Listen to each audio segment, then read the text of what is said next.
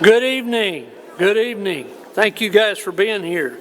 I call this meeting of the Magnolia Independent School District to order and let the record show that a quorum of board members is present, that this meeting has been duly called, and the notice of this meeting has been posted in accordance with Texas Open Meetings Act, Texas Government Code Chapter 551. So if everybody will please stand, Ms. Norris is going to lead us in our invocation. Good evening. Welcome to the board meeting. It is a long-standing tradition at the Magnolia ISD board meetings that we begin with a prayer. So if you would like to join us, please bow your head. Dear Heavenly Father, we thank you for the families who trust us with their children and to put them first. We thank you for the students who depend on us to put them first. We thank you for the educators and the staff at this district for choosing to put students first every day. Please never let us take for granted the honor and the privilege it is to serve in this district. Let your voice be the sound we hear, your presence be the spirit we feel, and your vision be our guiding light. As you remind us in Galatians 6:9, don't become weary in doing good, for at the proper time we will reap a harvest if we do not give up. Dear Heavenly Father, we would ask that you keep the grandmother of our Magnolia West High School student in your prayers this evening. In Jesus' names we pray, amen. Amen. Thank you. So if Ellie and Adam, where are you? I know where Ellie is back here. Come up here and lead us in our pledges. We're going to do the U.S. first, and then we'll do the Texas pledge. Oh, here we go, right here on the front.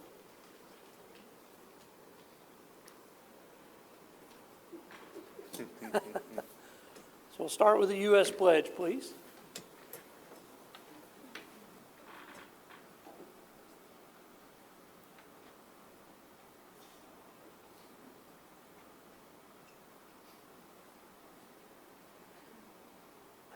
Allegiance to the flag of the United States of America and to the republic for which it stands, one nation, under God, indivisible, with liberty and justice for all.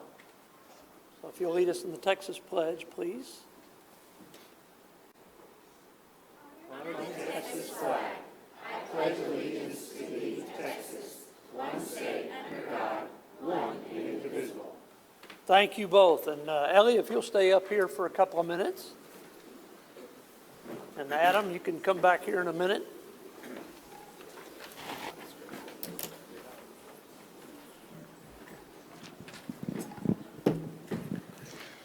Thank you very much. Dr. Stevens, Mr. Blizzard, and members of the board, I just wanted to thank you so much for giving us the opportunity to recognize students like Ellie as Students of the Month. I have some really great things to say about her.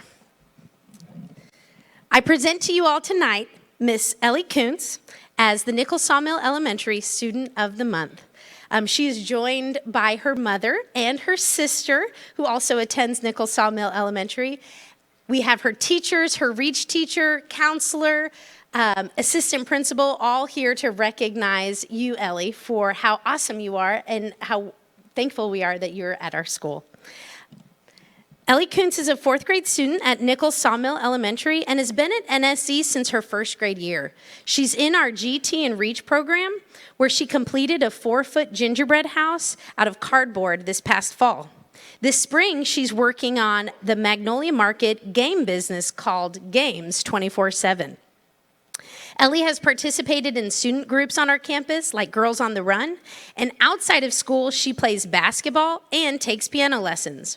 When I asked her which piece of music that she's currently working on, she said she just finished the Star Wars movie, the whole marathon, with her parents, and she's going to master the theme song. Her mom says she's already got it memorized when we were talking tonight.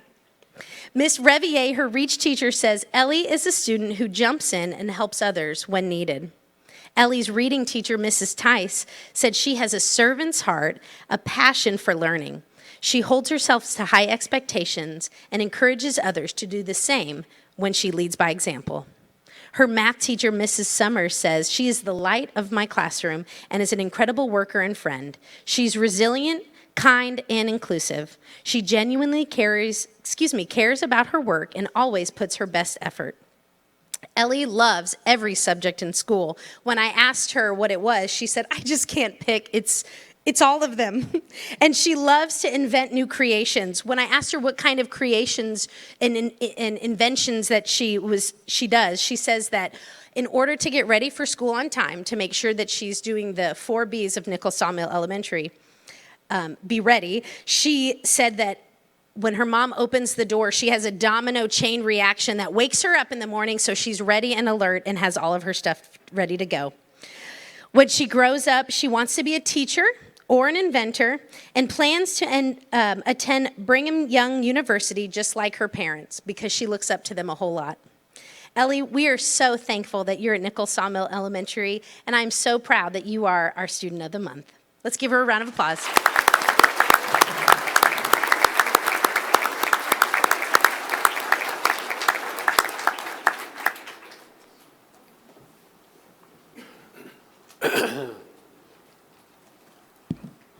All right, Dr. Stevens, Mr. Blizzard, members of the board, thank you for having us this evening. Student of the Month for Magnolia West is Adam McClendon. We sent out a survey to our teachers to recommend some of our students, and we asked them to focus on 3 things. We wanted somebody who excels academically, we want somebody who excels in their extracurricular activities, and we want somebody who in some way, shape, or form uplifts the staff and their fellow students at Magnolia West. And so I called Adam into the office to let him know that he was going to be our Student of the Month, and he goes, I can think of a lot of people I'd have chosen before me. But that speaks volumes to the young man that he is. In our look at me society that we live in right now, he's one of the most humble students that I've encountered. Adam McClendon is a senior at Magnolia West High School. He's representing Magnolia West as this year's Student of the Month. He was nominated for Student of the Month by his pre-calculus teacher, Dr. Romero, and came highly recommended by his theater teacher, Mr. Davids. Adam has been involved in a variety of advanced courses. These include Advanced Biology, AP Language and Composition, AP US History, and IB Environmental Systems and Societies. These courses are helping his aspirations to attend Stephen F. Austin, to pursue a career in theater, or the University of North Texas to pursue a career in English or civil engineering. So he's got some pretty wide lanes on his highway right now, and he's going to get those narrowed down before long. Adam is currently pursuing theater arts and has been taking theater classes since his 7th grade. His first substantial part was in 8th grade, where he played the part of Mr. Reed in the one-act play, These Shining Lives. During this production, he was named as an all-star actor. In 2023's UIL one-act competition, he received the honor of Best Technical Crew. He played many other roles throughout his high school years. Lucas in Telltale Heart, Nick Bottom in A Midsummer Night's Dream, Dr. Norman in The Virgo Tapes, and Oliver in After the Blast.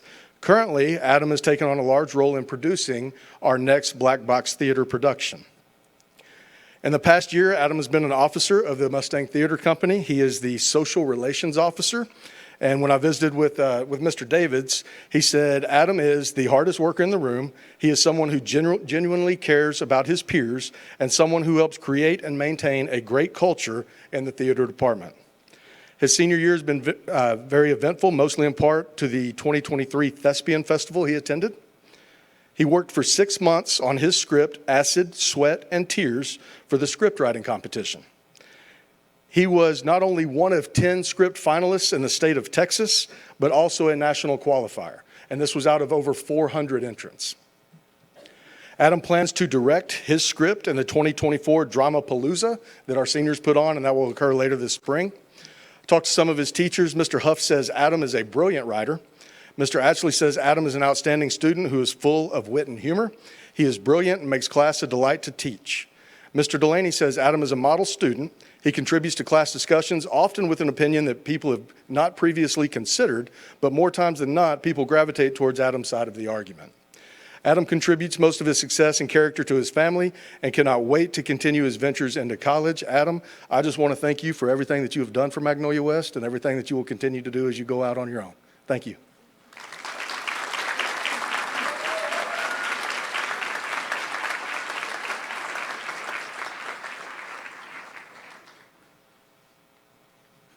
We got to roast you a little bit more. Congratulations. Thank you.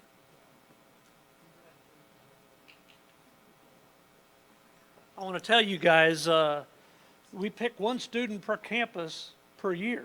So you represent Mag West and you represent Nichols Sawmill for the year.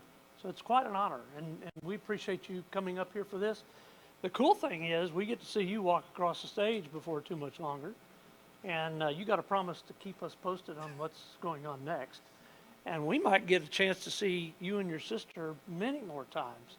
So that's really awesome. This is one of our favorite parts of the evening. So thank you guys. Congratulations.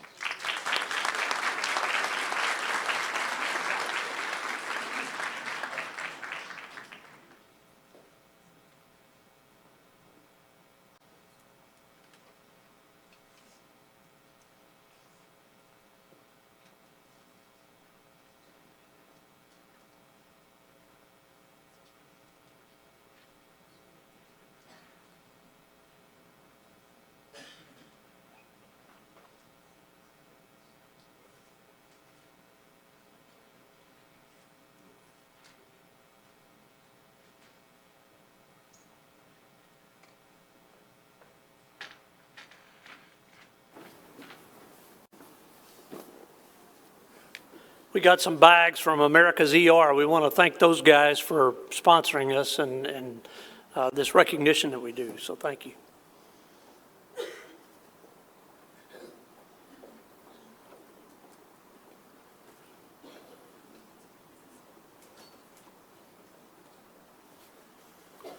All right, Dr. Garza, you're next.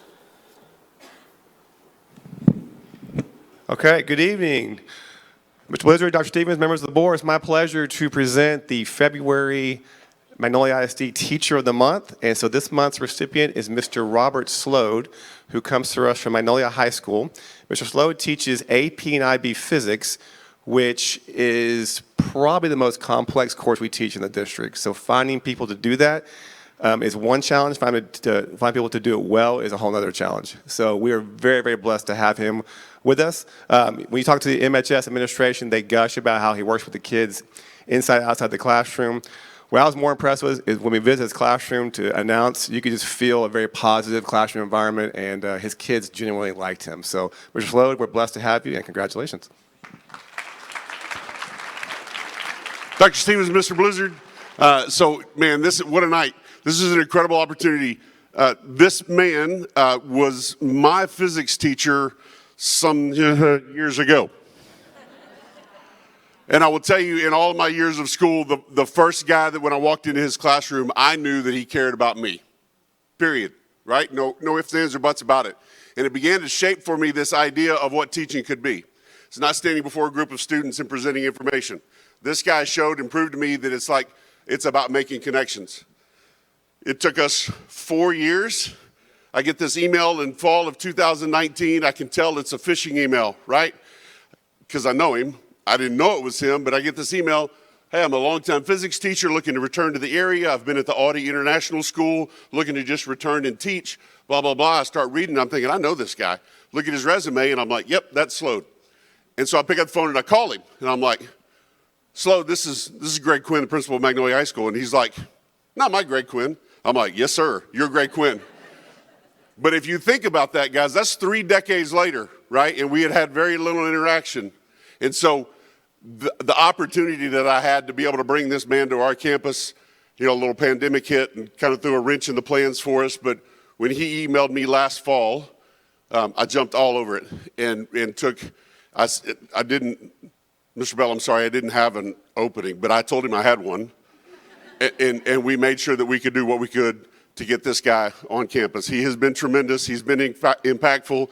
He not only with students, but with his co-workers, not just within his department, on his hallway and in the building. He's already begun to influence those around him, and we are beyond thankful that he is a Bulldog.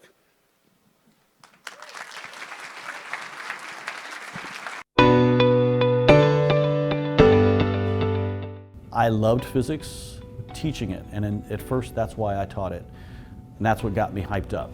But then I started realizing the kids were involved, and that's who you're teaching anyway. And so once, I guess about into my 3rd or 4th year, it was like, wow, these kids really react, and there's this wonderful rapport you get back and forth with the kids, and so that's really what I teach for now. Mr. Slode is a wealth of knowledge, and he wants to share it with everybody he knows.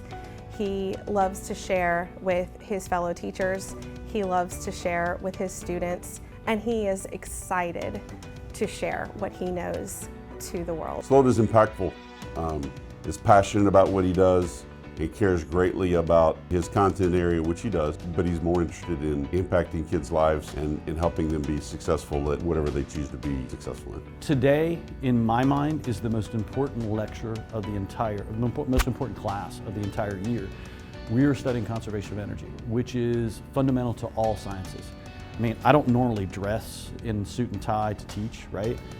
But I'll beg, borrow, steal anything to get the kids' attention to make it sit in their mind. I think the one thing that he is best known for is his constant demos and labs in his classroom.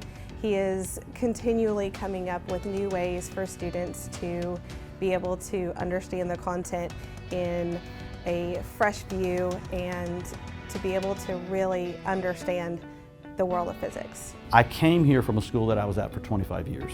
I have actually been a teaching administrator for 30 years. And so for me to just practice my craft, to hone my craft, not worry about the administrative stuff, every day there's a need for me to fill something for a kid, I jazz on that. That's the best day for me. And that's why I stay in the profession. In 12 years as a high school principal, coolest thing I've ever done is hire my favorite teacher.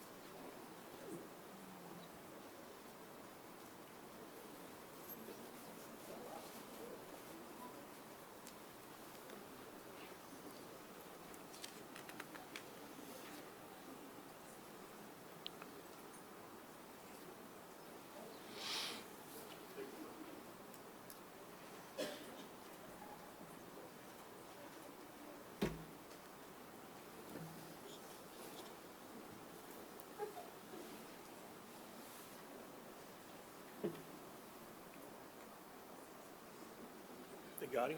Yep, I think so. Let's give another round for, this is awesome. Boomerang.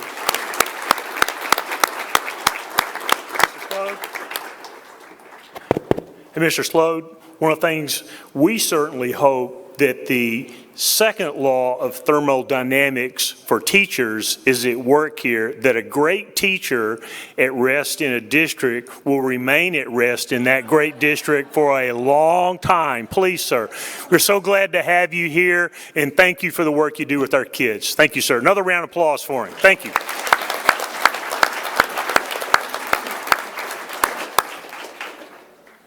All right, now we're going to hear from MEF.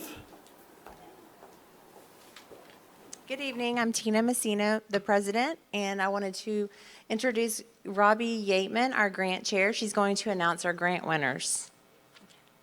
Hi, I'm Robbie, your MEF grant chair. First and foremost, I want to say thank you to every educator who took the time to apply for a grant. We make the process as easy as we can, but applying for any grant in the midst of everything else already on your plates shows your dedication to our students and to our district. So thank you.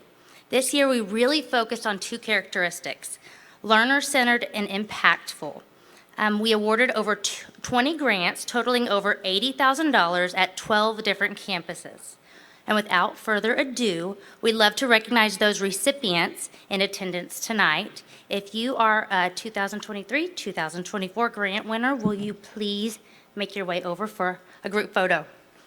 Okay, and can I have a round of applause for these teachers, educators?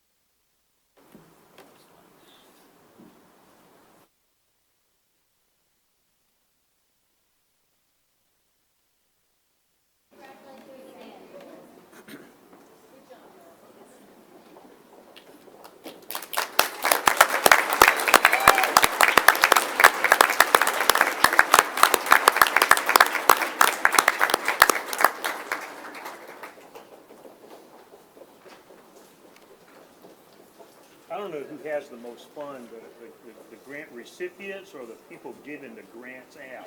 The people giving them. You know, but it's quite a hoopla though, when the grant patrol is out and about, so a lot of fun. And you should see a lot of innovative, exciting things happening with all those dollars that are out there. $73,000 this year. Wow, it just keeps going up every year. Well, and you can tell because we lost the first 3 or 4 rows of the audience to that picture. So, that's awesome. Thank you all. Okay, so now we've got Sherry Gallimore and Mr. Glenn Addison. If I could get all my science fair students to come up over here, my science fair winners.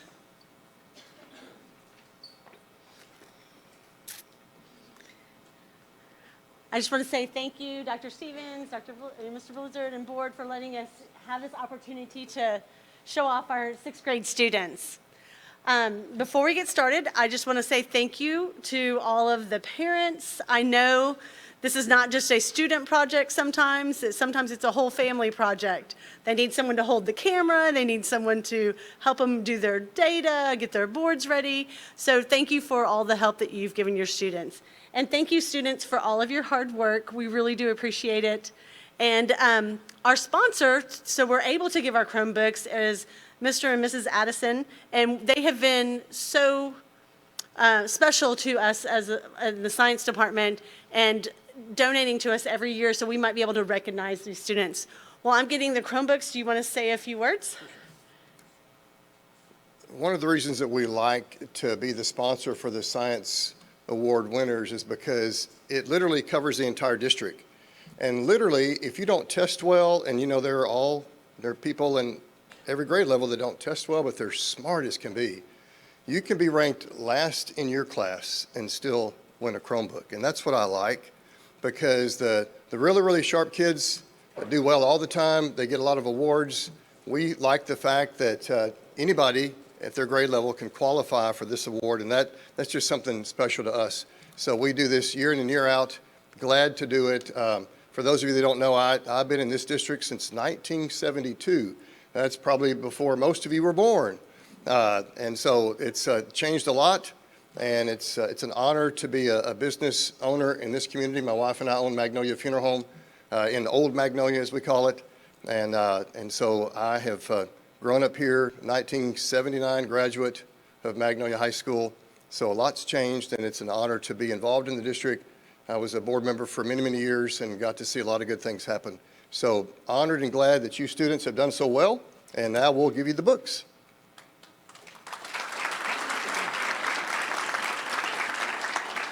Okay, when I call your name, step over here and he will hand it to you. We're going to start with Caden Green. Colin Martin, is Colin Martin here? Okay, Kian Gorley. Andrew Brown. Paxton Bates. Connor Dugas. Jose DeLuna. Alexander Richardson.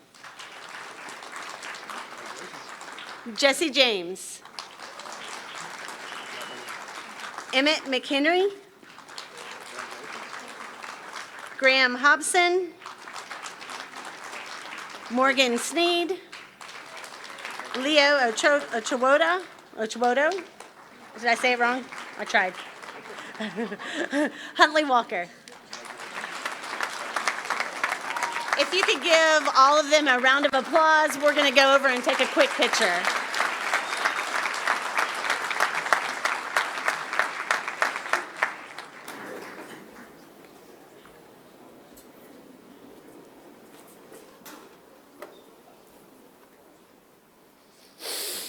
We'll hold them up there a little bit so parents, you can come up here and get a group picture with Mr. Addison. Mr. Addison has said he's agreed to stay around after the board meeting to help those students set up their Chromebooks to be able to use it. So just meet Mr. Addison right over there. He'll also be signing autographs as part of that.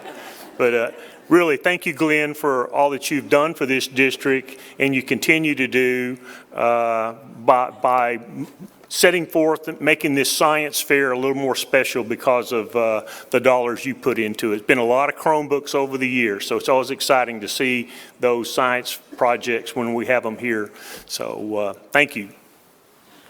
This guy has been on the school board for 15 plus years, and then he continues to give back. So it's just an awesome thing.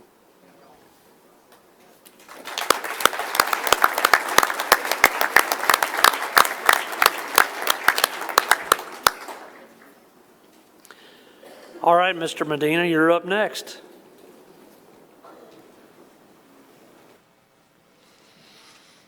Thank you, Mr. Blizzard, members of our school board, Dr. Stevens, Bob Medina, Director of Fine Arts here in Magnolia, and just incredibly honored and proud to share some of the successes tonight and recognize several of our fine arts students for their outstanding individual accomplishments as Texas All-State musicians. Over 70,000 students initially enter the TMEA All-State competitive process. 1,875 students are selected to perform in the various All-State ensembles. That means our students here are members of an elite club, a club that I call the 2.6% Club.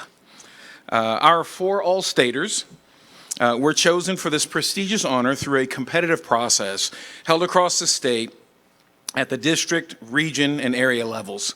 All-State is the highest honor a Texas music student can receive. To reiterate, only the top 2.6% of musicians who initially audition become All-State musicians. Let's meet our students. In our first picture is our 5A All-State Symphonic Band. Caleb Leckler, right here on the end here. Hi, Caleb. Caleb Leckler is a junior at Magnolia High School. He's accompanied tonight by his mother, Micah Leckler, and his father, Ben Leckler, and his stepfather, Chris Moore, and his sister, Cameron Leckler. This is Caleb's first year in Magnolia ISD, as well as his first year to qualify for TMEA All-State. He was a member of the 5A Symphonic Band playing French horn. And if you look closely, the gentleman on the last arc on your far left, not the man who's talking at the podium, but the guy right next to him, that's Caleb. They gave an outstanding performance this past Saturday in San Antonio at Lila Cockrell Theater. The Magnolia High School Band Program, under the direction of Mr. Patrick Beavers, is proud of Caleb and his accomplishments. Caleb's a leader as a musician and an exemplary role model for his peers. Ladies and gentlemen, Mr. Caleb Leckler.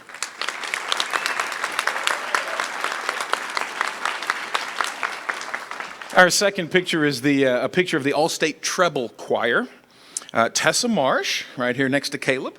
Tessa Marsh is a senior in the Magnolia High School Choir program, and she earned membership in the All-State Treble Choir. Tessa is the daughter of Ted and Melanie Marsh and is a 2-time All-State Choir member. She sings in the alto part. Other accolades include 2-time UIL State Gold Medal soloist, Great Houston NATS Classical Soloist winner, semifinalist in classic vocal singing competition, a TMEA scholarship recipient, president of the TFME, and that's a really special club, my friends. It stands for Texas Future Music Educators Club. We have kids who now are seeing the value of being in education, and we have Texas Future Music Educator Clubs all throughout the state, and she happens to be the president of said club. She's an All-State Camp Scholarship recipient. This past fall, Tessa was the lead in Jekyll and Hyde, playing Elizabeth, and played Marcy in A Charlie Brown Christmas. Tessa plans to attend college and major in music education. Ladies and gentlemen, Miss Tessa Marsh.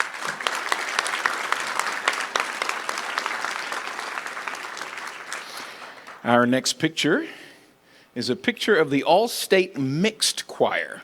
Preston Gibson, this young man right here, man, he can sing. They all can sing. Preston Gibson is a junior here in the Magnolia High School Choir program, and he earned membership in the Tenor 1 section of the All-State Mixed Choir.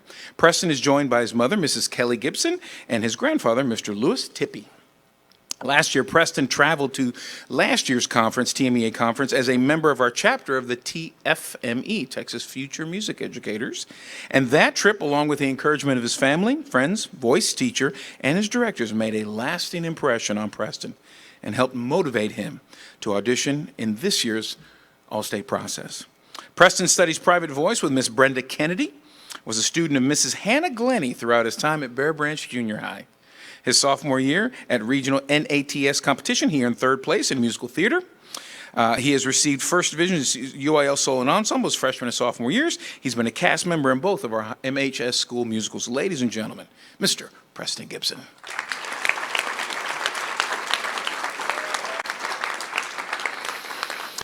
And in that same ensemble, may I present to you Miss Mary Hannah Moore.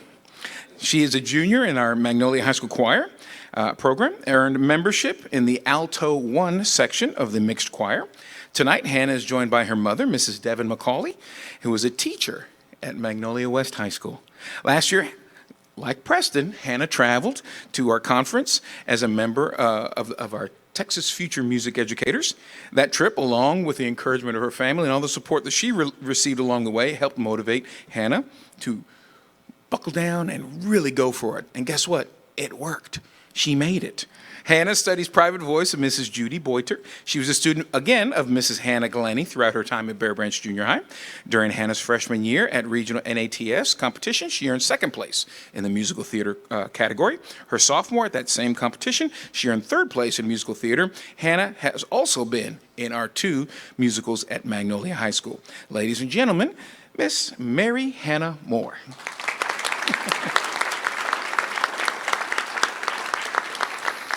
Our Magnolia High School Band is under the direction of Mr. Patrick Beavers, and our Magnolia High School Choir program is under the direction of Joseph Akers and Mrs. Taya Persinger.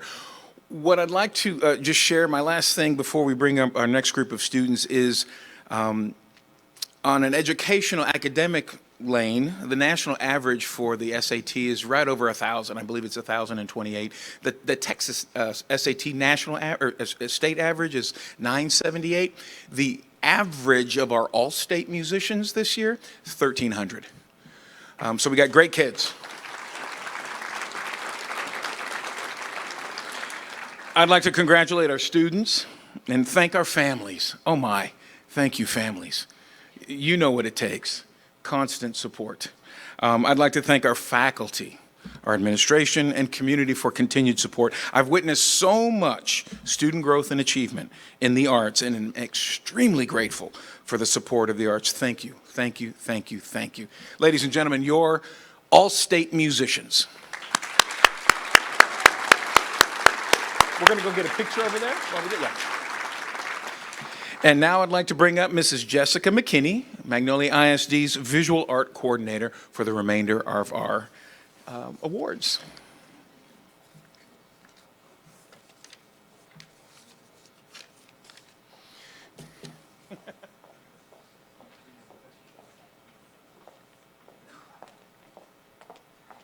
Good evening. If you are here for the art awards, if you could join me up here, I would appreciate it. And teachers, any students receiving an award? Okay, I'd like to start off with thanking the board and Dr. Stevens for giving us the opportunity to recognize the accomplishments of our art students. Tonight, we're going to be recognizing our students for their outstanding performance at the annual Houston Livestock and Rodeo Art Show, as well as this year's TAEA-sponsored Youth Art Month exhibit selections.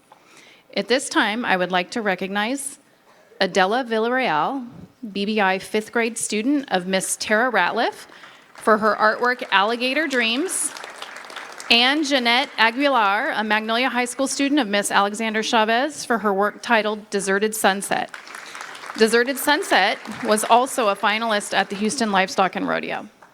These 2 pieces were selected by the Texas Art Educators Association, TAEA, to be exhibited at the Bullock, Texas State History Museum during the month of March. At the end of March, their art will be judged one more time by Governor Abbott's wife, who will choose pieces to hang in the governor's office for 1 year from a group. So good luck. Okay, on to rodeo. The Rodeo School Art Program promotes student involvement in Western heritage and rodeo activities throughout artistic competitions for students. This year's competition saw 200,000 student artworks from 100 different public school districts. 806 of those were chosen to advance to the next level of judging. The artwork by the students we are recognizing today is part of the Elite 806, which advanced into the final round of judging by the School Art Committee. Please help me congratulate the following students. Haley Ashtay. Haley Ashtay is a junior at Magnolia High School. She is a student of Miss McIntosh. Haley received Best of Show for her artwork, Nosy. Is she here? Okay.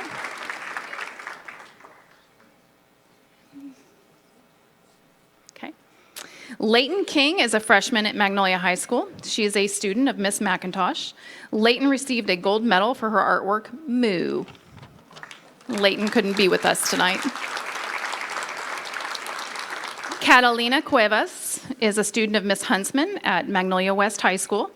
Catalina is a junior. She takes Advanced Art 3, and she received a gold medal for her artwork, Chocolate Roll.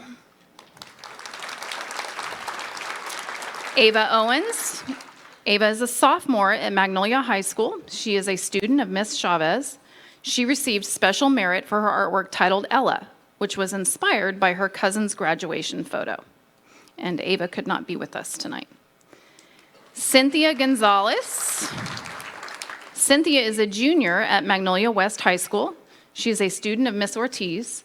Cynthia received a gold medal for her artwork, Senor Rooster.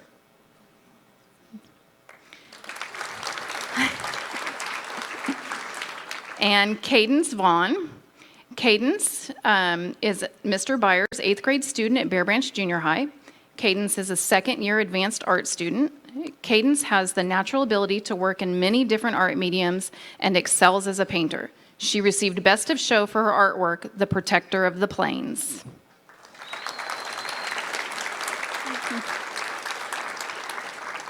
Langley Petty. Langley is an 8th grade student at Bear Branch Junior High. Langley is one of Mr. Byers' second-year advanced art students. Langley works daily perfecting her craft as an artist and has shown great improvement as a painter. She received a gold medal for her artwork, Up at Dawn.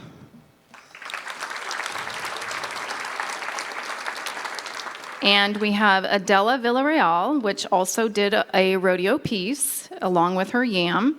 And she is a 5th grade art student at Bear Branch Intermediate, Miss Ratliffs, sorry. She actually got Best of Show for her piece, El Paso del Oeste. Adela is a skilled artist. She has a strong work ethic, and her achievements amply reflect her talent, dedication, and tenacity. And then we have Jacqueline Blake. Jacqueline Blake is a 5th grade student in Miss Smith's class at Magnolia Intermediate and is being recognized for receiving a gold medal in the K-5 division. Her work is titled Chicken, and the inspiration came from drawing various farm animals in art class.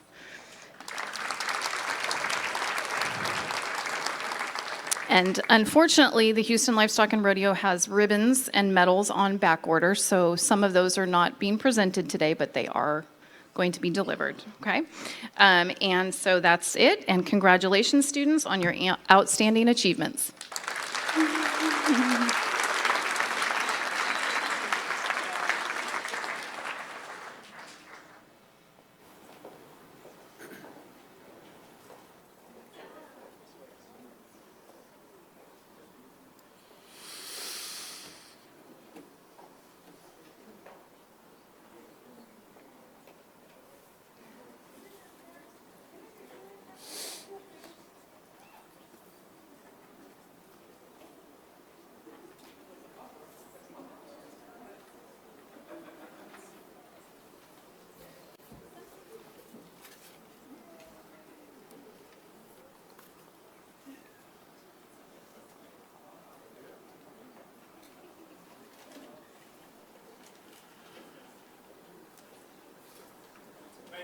Thank you. We had some fantastic fine arts tonight. Thank you, sir.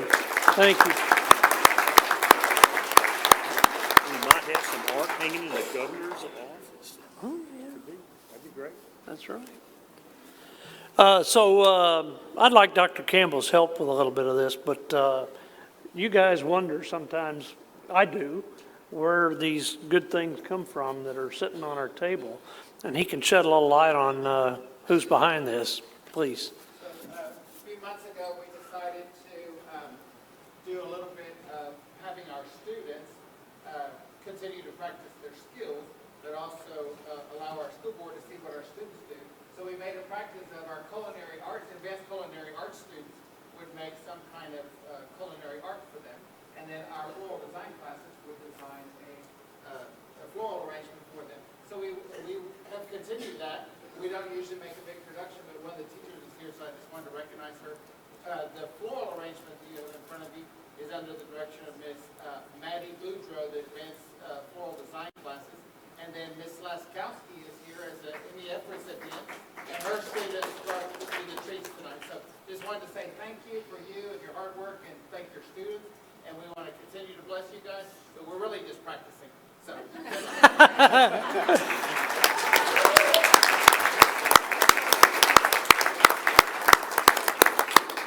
We'll take it all day long. Thank you. All right, we got anything else, Chief? Well, we've got a lot more, but we're going to let a lot of these folks go right now. So What makes you think they want to go? I don't know. I can see a few of them may not really care about the construction update that's we've got now. Well, let's not make any conclusions. All right. So, this is our favorite part of the evening, and we're done with it, the recognition part of it. You're invited to stay for the business part of the meeting, of course, but if you want to take this opportunity, we're going to take a break, and you can slip out the back. Thank you. All right, Ms. Hinkleman, have we got anybody signed up to speak? All right. I guess we'll go to the facilities update with Mr. Don't go running off. You need to stay up here. Mr. Bruner. All right, good evening. I want to give you a brief update of construction progress on the 22 bond schools. We'll start off with Audubon. At Audubon, I mean, we are kind of hitting the home stretch. Obviously, you can see we are wrapping up the exterior finishes. Our goal for this month is to finish the exterior finishes, the masonry, the glazing, exterior doors, roofing, get started on the metal. We are, as you can see, again, more exterior brickwork completed. Getting into the interior, a shot of the cafeteria. We finally finished all the interior masonry work, or most of it. But you can see here's the biggest things. We're starting to one side sheetrock. So the goal this month is to get everything one side and get our in-wall inspections done so we can start closing up these walls. And as soon as we can get it, I was just talking with Dr. Stevens, as soon as we can get the transformer and our primary switch gear delivered, we can get permanent electricity, turn on the units, and we can start on our finishes, actually tape and float and painting and so on and so forth. But right now, we are still waiting on that. We've got a delivery date of the 28th of this month on our switch gear, and then hopefully sometime in March on the transformer.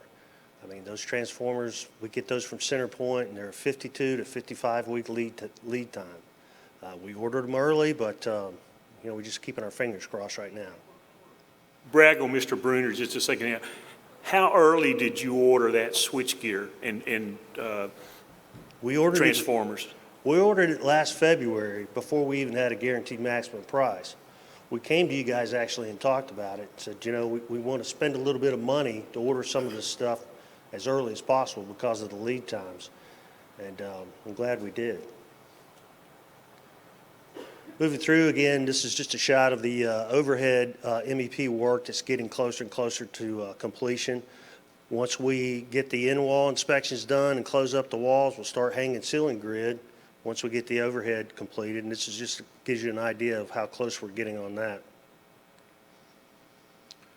Moving on to the intermediate school, This project is at a point where we are starting exterior masonry. You can see that in this shot, you can see all the lightweight concrete on the roof has been placed. So we'll start the roofing and then just moving forward with MEP rough-in. You can see here again, this is your overhead rough-in in the classroom wing. And then they're starting to do the framing, and this is in the administration area. This, I just threw this shot up here. That's all waterproofing. That gray material that's going over the yellow insulation is waterproofing. And then the masonry will follow. Here's a shot of junior high number 3, and you can see that the structural steel now is completely hung out. You can actually see right here that all the second floor concrete decking, concrete slabs have been placed. We're also doing the roof decking, and then the exterior framing will follow that. This is a shot of the main entrance. Main entrance is located right in this area of the school. Then you have the classroom wing to the left on that picture, and then, excuse me, and to the right, that's your fine arts wing. And you can see what's been graded out there is the front driveway that where the bus drop-off will be at the main entrance. And then here's a shot of the entrance to the athletics area. Again, our goals for the month at this project will be continuing the roof decking, exterior framing, site concrete, and we'll start the MEP rough-in. Any questions? All right, thank you. Good progress, sir. Thank you.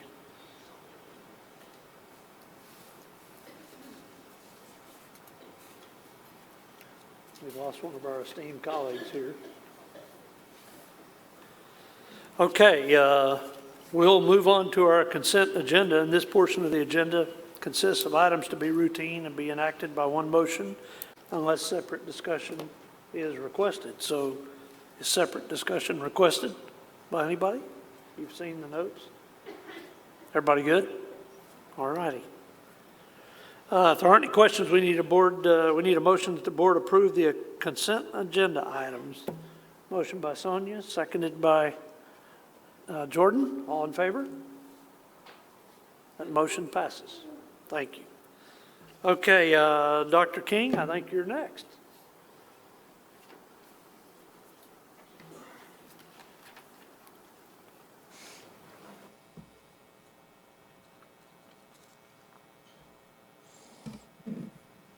All right, good evening.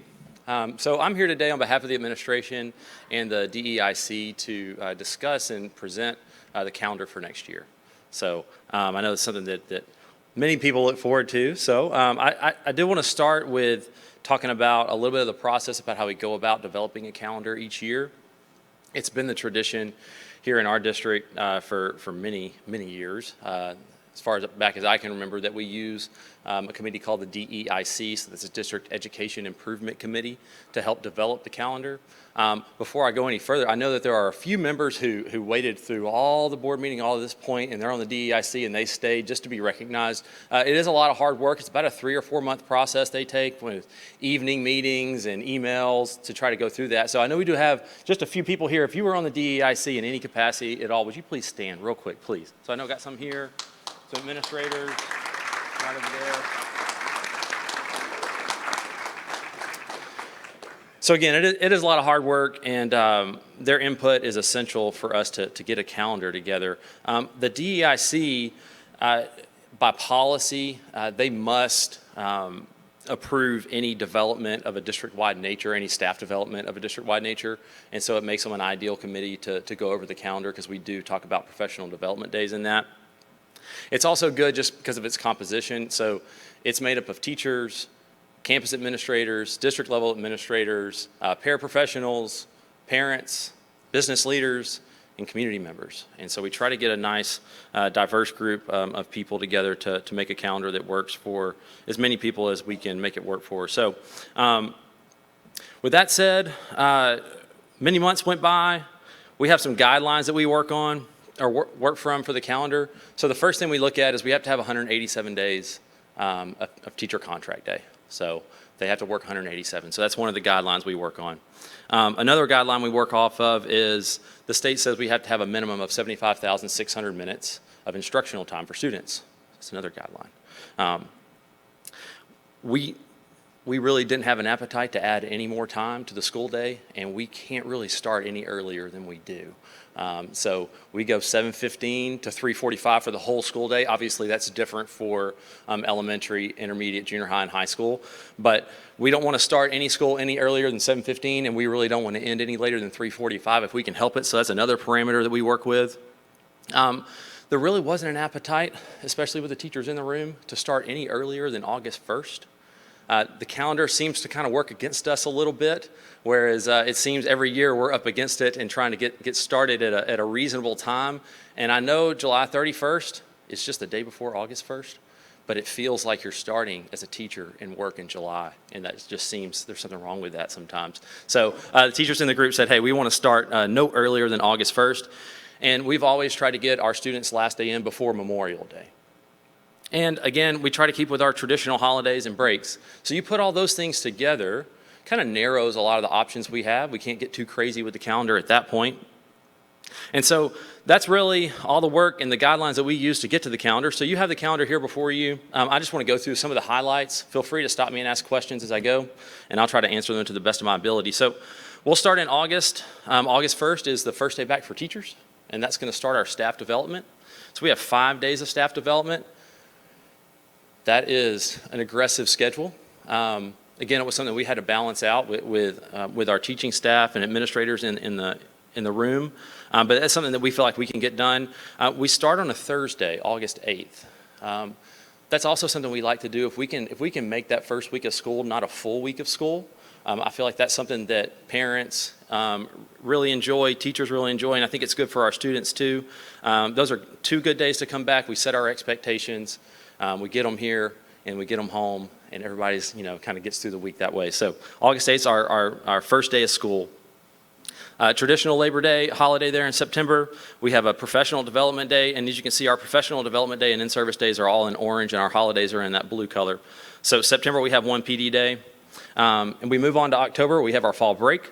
There was some discussion in the DEIC about the fall break. It seemed to be a success. It seemed to be something that people liked. This past year, we didn't receive any really negative feedback that I heard of, or really any member of the committee really brought forth and felt really strongly about. So that was something that we decided to keep in this calendar.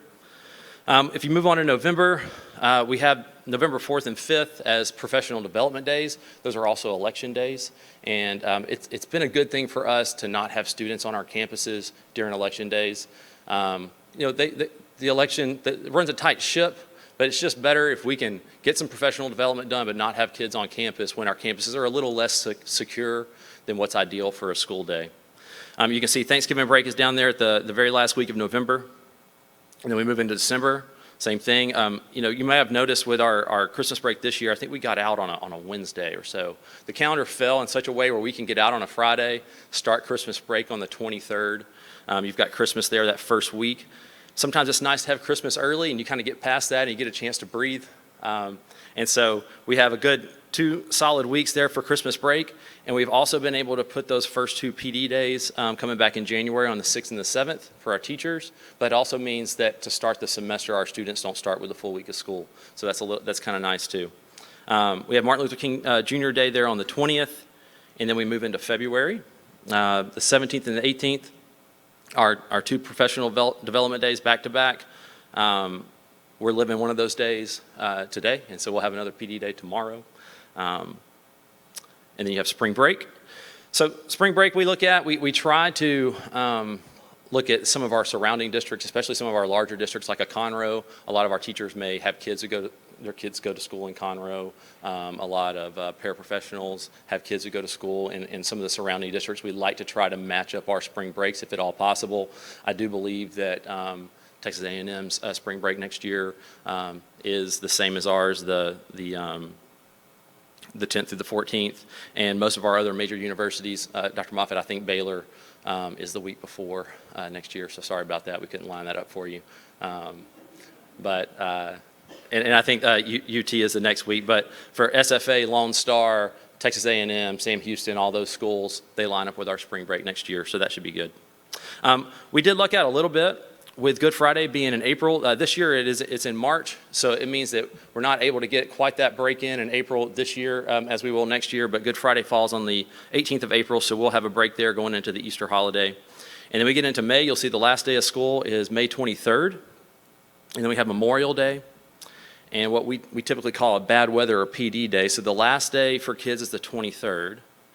Teachers will have off for Memorial Day, come back on the 27th, all staff will. And then we have what we're calling trade-out days. So this was a real sticking point with a committee or a place where we had to have a lot of discussions to try to solve a problem. Because in order to get to those 187 days, so if we start on August 1st with teachers, and we have the breaks that we have, and then we get to the end, in order to get 187 days, teachers would have had to have worked until May 29th. They would have had to have come back to work 3 days after students left. And there is some stuff that we can get done, and there's some professional development that we can do. But some days, sometimes when after students leave and the year is over, sometimes those aren't the best time. That's not the best time that we have with our teachers. So several years ago, we've done what's called trade-out days before. So basically, teachers can come to a PD session over the summer. Or this year, we've been proposed to do some virtual learning in the summertime. And so let's say a teacher in this upcoming summer goes to a professional development session for math. And they sign in and they get credit for that. Well, they get to trade that day of when they're not on contract for instance, May 28th, and they would not have to come in on May 28th. There are several online modules that all staff members had to do. We call it EduHero. So it's things that, some generic training, some specifics, but it's done on a teacher's own time, and it is online. So we have told them, hey, if at any point in time over the summer or even into the year, and we'll set a deadline for them to say if once you have completed your EduHero virtual trainings, you can also trade that out for another day. So teachers have 2 days to trade out, which would trade out the days on May 28th and 29th. So if a teacher goes to an in-person PD and they do their EduHero training over the summer, their last day of work would be May 27th. If a teacher can't do that, then let's say they only got one in-person PD day done. Okay? They would have to, they would come to the 28th and not come on the 29th. If they weren't able to do EduHero and they weren't able to do a PD session, then they would come in those last 2 days there. And we would have things planned for them to do for professional development. So that's the highlights of the calendar. We fulfill our days, we fulfill our minutes. We have 3 days left in reserve, just in case we have inclement weather that we're not able to get a waiver for. It really checked all the boxes for the guidelines that we work with. And like I said, so I'm here on behalf of the administration, on behalf of the DEIC, and this is the calendar that we have recommended for you today. Do you have any questions?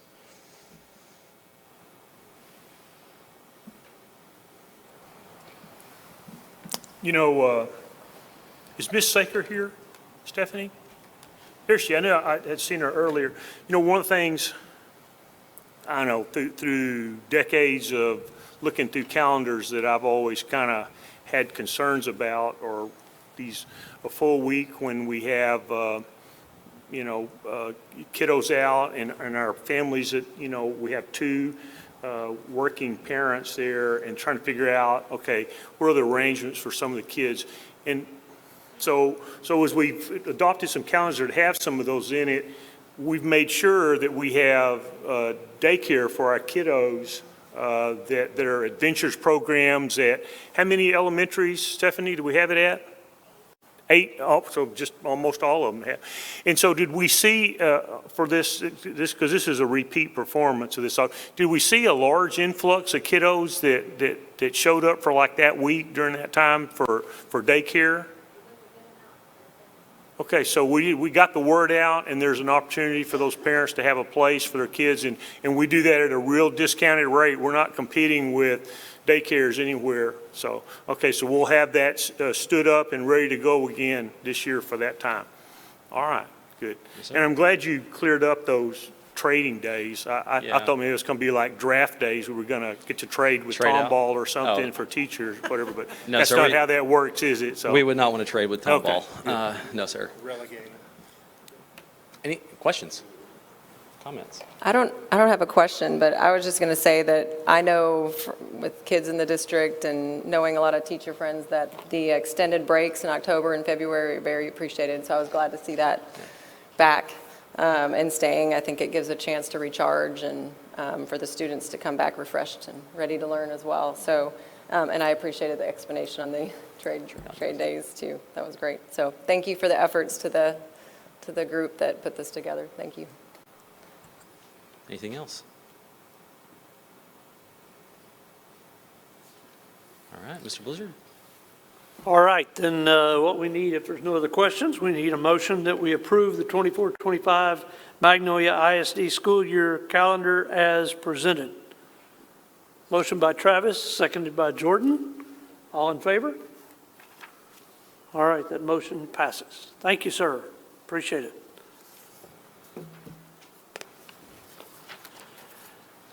All righty, Dr. Bullock, you're on deck next.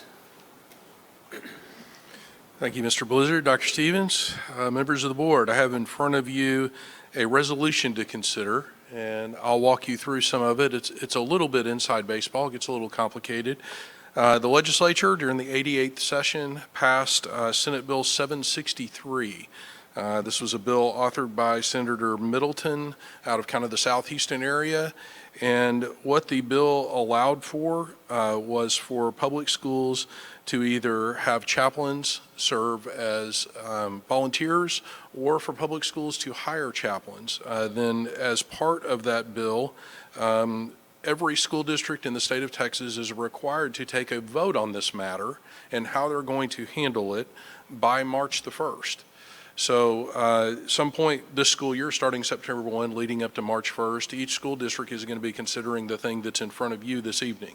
So in looking at what other districts have done around the state, it's kind of a mixed bag. A lot of districts are waiting until this month to take it on, kind of let's see kind of what the trends are on this and where the pitfalls are. What we have to bring to you is a resolution to consider. The background I want you to know about is kind of the conversation that went on in the legislature about this bill as it was moving through the legislative process. It's originally started with the idea that there are some school districts that may not be able to find enough certified counselors to meet the needs of kids in the areas of mental health and trauma response and counseling services. We don't have that problem in Magnolia ISD.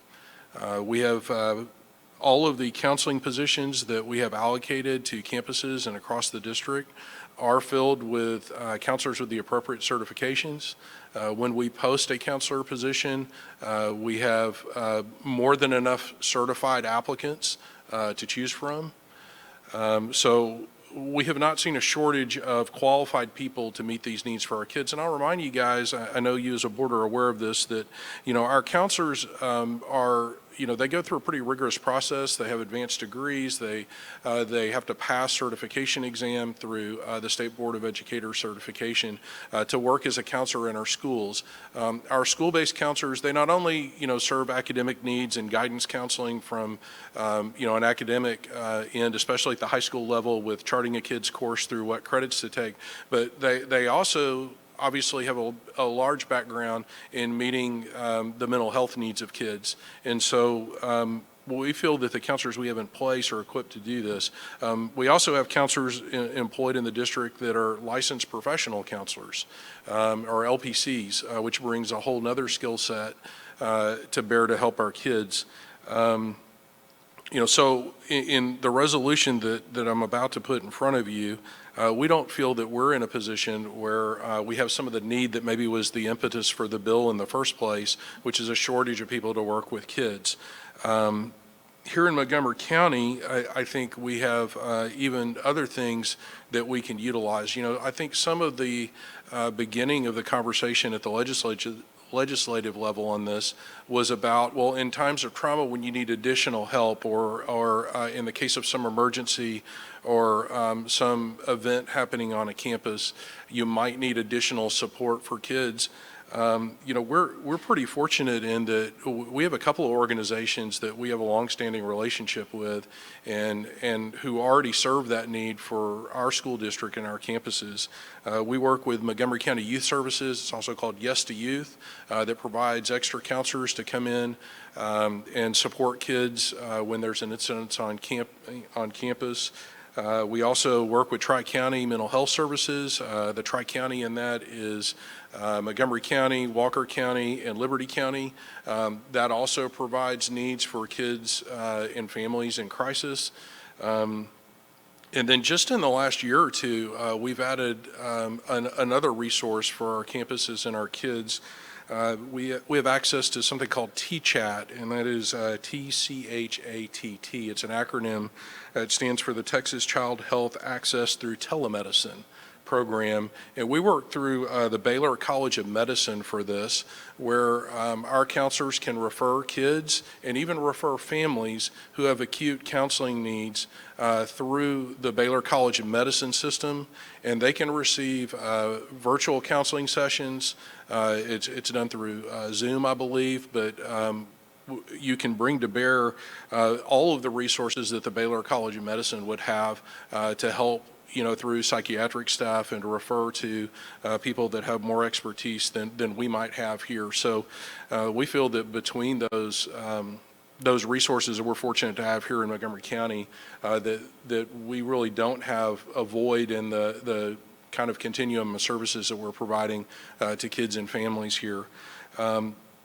So to that point, and in order to be in compliance with the law that says we must take a vote on how we want to possibly employ or not employ, possibly let serve as volunteers or not serve as volunteers, chaplains in our schools to fill some of these needs, there's a resolution in front of you that would do a couple of things. One, to comply with the law, we're asking that we institute a policy called GKG Local, which just deals with how we handle volunteers in general. Now, what I want you to know about this is no change from how we have operated with volunteers in our community for years. All this does is take our customary practice with volunteers of, they have to support and enhance teaching and learning. They have to support the welfare of students and support the district in whatever area need we identify. Volunteers have to apply. They have to go through a background check before they can volunteer, and any training that we think is appropriate. So all this policy does is incorporate into policy what we've been doing in standard practice. Through the chaplain lens, this would just say that that we'll treat chaplains no different than we would any other volunteer who's coming on to meet one of these purposes. So the resolution that's in front of you first would adopt this policy, which is to put us in compliance, saying that we have a volunteer system in our policy. Second, and I think this is pretty important, this resolution affirms that Magnolia ISD has never had a policy that prevents chaplains from supporting as volunteers. And then third, the resolution says that you would permit Magnolia ISD to hire chaplains on campuses should the administration see a need that is specific to that, and should that chaplain be appropriately certified. Then there's some language that we would add to policy to allow that. And in effect, the end result of this is there may be a need someday for us to have chaplains in our schools in a role such as this. Right now, because of the resources in our county, we're fortunate, and because of the quality of our staff and the kind of applicant pools we have when we post counseling positions, we as administration do not see a need to step off into hiring chaplains to work in the district. at this point.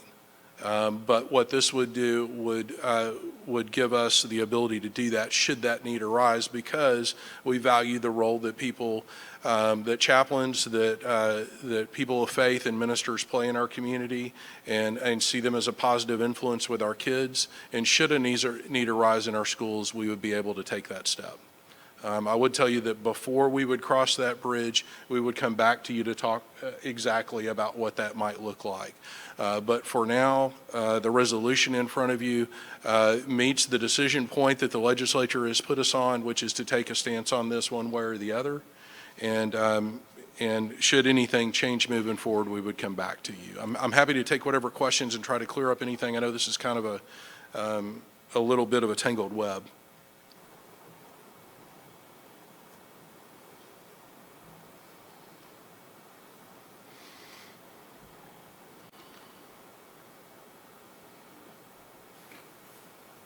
And I think the biggest point that Dr. Bullock reiterated on right there at the end is before we went down that road and hired chaplains in our schools that were in essence there to serve or, some way, minister to our kids, we're going to define what that role is, and we're going to make sure our parents understand exactly what the role those people will be playing in our schools if that became something we needed to do. But so we're not marching out and hiring chaplains at this point to do some, service at this point we haven't defined very well. That'd be something we define as a board and administration before we went on down there. But we certainly have a path open to be able to do that when we need to.